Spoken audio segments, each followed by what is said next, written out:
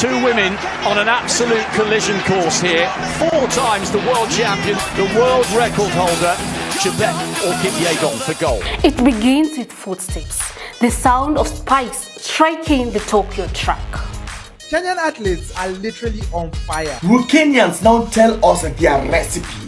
Will they tell us what they eat, what they drink, how they do their own sports, how they practice, their training sessions? Literally, Kenyans have something to tell the world, because in this athleticism thing, 500 to go, you say to me, okay, you stay in front, and if they be behind you, you have to push. Like everyone can be a champion, so for me, since last time, I just believe in myself and say I have to push always.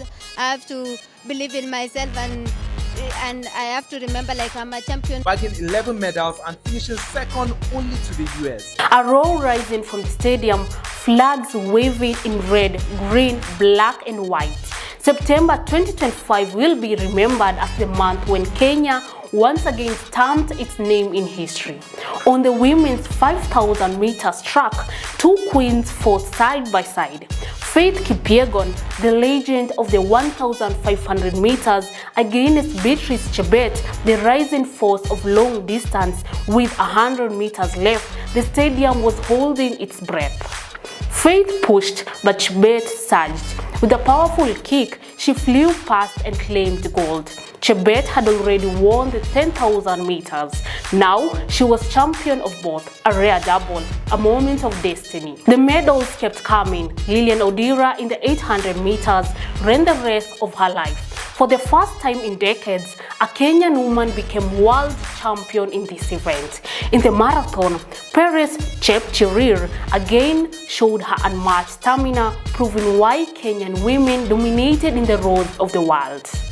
In the steeplechase, Faith Cherotich ran like water over hurdles and barriers, fearless and graceful. It was not just about victory, it was dominance. Out of Kenya's 7 gold medals in Tokyo, 6 belonged to women. The headlines spoke of a golden generation. Kenyans called them daughters of the soil. The race was honest, so I'm excited. It was good. How are you going to approach the next rounds? The same. Yeah, the same way. I'm gonna go and give it all that I have, depending how the race goes, but I'm gonna give it all. Dorcas Ewoi, young, confident and unshaken, first journalist from Europe, America and Asia. For years, Kenya is admired for fast legs and deep lungs. In 2025, Kenya is also admired for strong voices.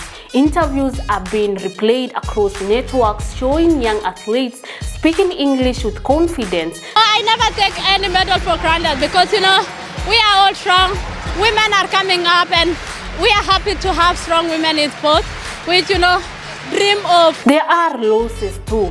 Faith Kipyegon did not win the 5,000 meters. Sarah Mora was injured and could not finish her race. But even in defeat, there is honor, because in Tokyo, every Kenyan athlete carried more than themselves.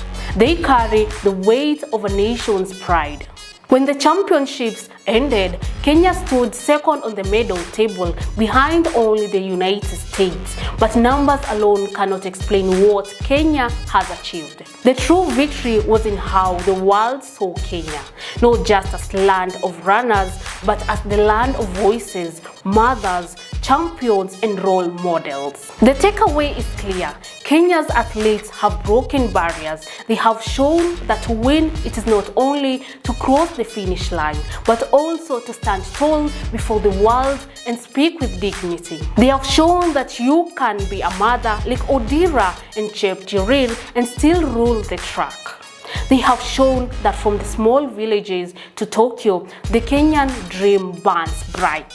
In Tokyo 2025, Kenya had not just won medals, Kenya won respect, Kenya won voices, Kenya won the future.